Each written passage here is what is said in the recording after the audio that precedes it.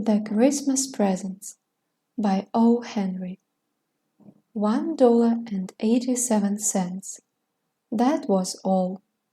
Every day when she went to the shops, she spent very little money. She bought the cheapest meat, the cheapest vegetables, and when she was tired, she still walked round and round the shops to find the cheapest food. She saved every cent possible. Delia counted the money again. There was no mistake. $1.87. That was all. And the next day was Christmas. She couldn't do anything about it. She could only sit down and cry. So she sat there in the poor little room and she cried. Delia lived in this poor little room in New York with her husband James Dillingham Young. They also had a bedroom and a kitchen and a bathroom, all poor little rooms. James Dillingham Young was lucky because he had a job, but it was not a good job. These rooms took most of his money. Delia tried to find work, but times were bad and there was no work for her. But when Mr. James Dillingham Young came home to his rooms, Mrs. James Dillingham Young called him Jim and put her arms around him. And that was good. Delia stopped crying and she washed her face. She stood by the window and looked out at a grey cat on a grey wall in the grey road. Tomorrow was Christmas Day, and she had only $1.87 to buy Jim a Christmas present. Her Jim.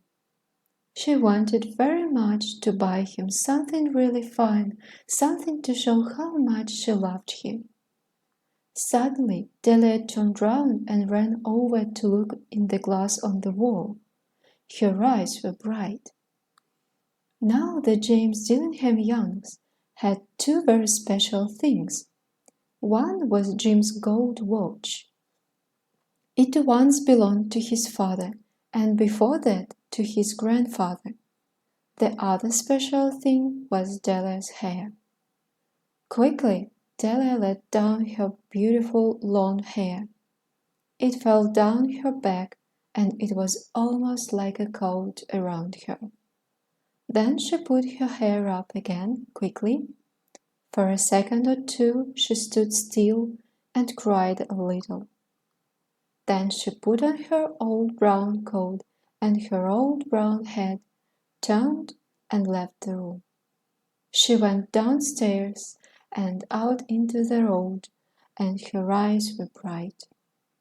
She walked along by the shops and stopped when she came to a door with Madame Eloise's hair on it. Inside there was a fat woman. She didn't look like an Eloise. "Will you buy my hair?" Delia asked. "I buy hair," Madame replied. "Take your hat off, then, and show me your hair." The beautiful brown hair fell down. $20, Madame said, and touched the hair with her hand. "Quick, cut it off. Give me the money," Delia said. The next 2 hours went quickly. Delia was happy because she was looking round the shops for Jim's present. At last she found it. It was a gold chain for the watch. Jim loved his watch, but it had no chain. When Delia saw this gold chain, she knew immediately that it was right for Jim. She must have it. The shop took $21 from her for it, and she hurried home with the 87 cents. When she arrived there, she looked at her very short hair in the glass. "What can I do with it?" she thought. For the next half an hour she was very busy. Then she looked again in the glass. Her hair was now in very small curls all over her head. Oh dear, I look like a schoolgirl, she said to herself. What's Jim going to say when he sees me? At 7 o'clock the dinner was nearly ready, and Delia was waiting. Oh, I hope he thinks that I'm still beautiful, she thought. The door opened and Jim came in and closed it. He looked very thin and he needed a new coat. His eyes were on Delia. She could not understand the look on his face, and she was afraid. He was not angry or surprised. He just watched her with that strange look on his face. Delia ran to him. Jim, she cried, don't look at me like that. I sold my hair because I wanted to give you a present. It will soon be long again. I had to do it, Jim. Say Happy Christmas, please. I have a wonderful present for you. You've cut off your hair? Asked Jim. Yes, I cut it off and sold it, Delia said.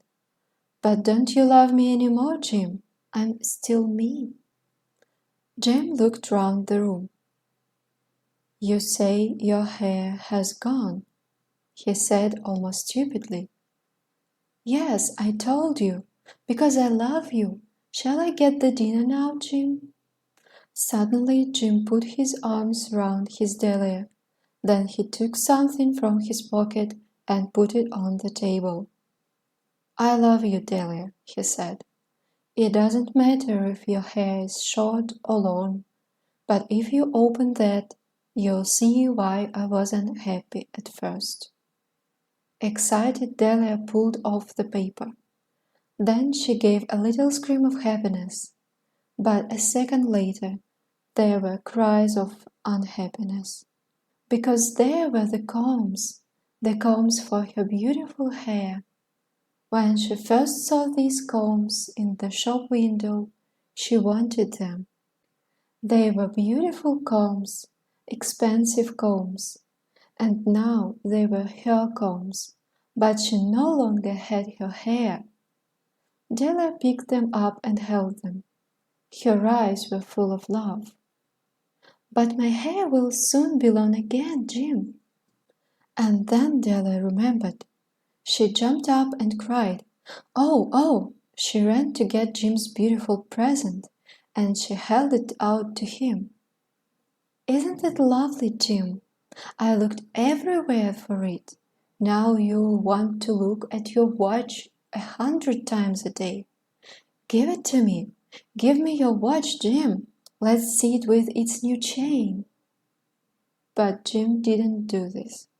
He sat down, put his hands behind his head, and he smiled.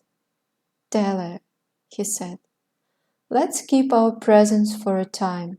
They're so nice. You see, I sold the watch to get the money to buy your combs. And now, let's have dinner. And this was the story of two young people who were very much in love.